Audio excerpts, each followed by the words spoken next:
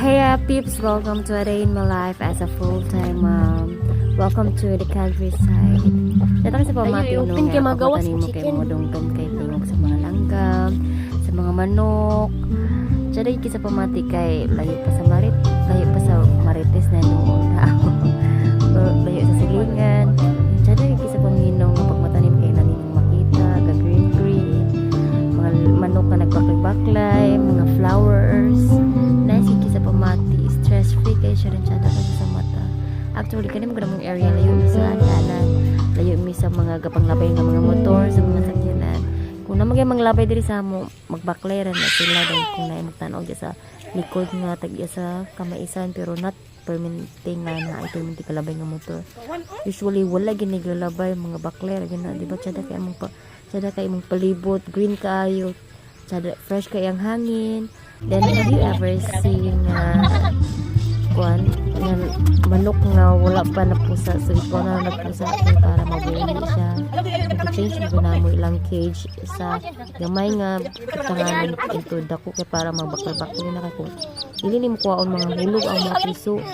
So piso sa papa sa husband or sa father-in-law na kayo yung mga piso.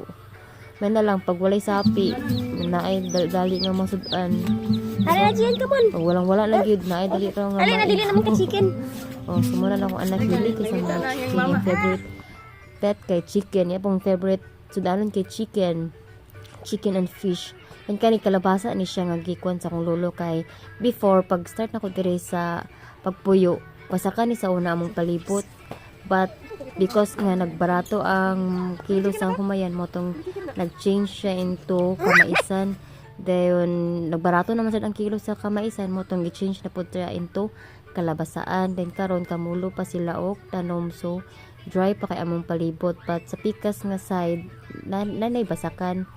So kar pagabot sa gabi pag nailang papa mo ni among ganap daghan kay balay-balay halang sige gubot kay ang palibot kay nailang papa. Pero pag wala ang papa mingaw kayo may kadilitsaran higda, diba? Human kaon dani yun na rin sana magtambay magsayaw hanggang sa batiun o katulugan kay pag nilang papadugay kung mga tulog ang mga sikiting pagod pag alas 9 alas 10 kay at pagpundat ko silang papa. Pero sige na lang kay pag kanira po nabilin human kaon din sa kwarto gayda rice restaurya wala na mong ganap pag kanira din. Pero pag nilang papa kaya tambay sa gawas sayo para laayan kakapuyan pag kwan patiun ang katulugon sa gunsaya lang stepping pag sayo gani apil ko na siya sayo lagi pero sa titik siyang papa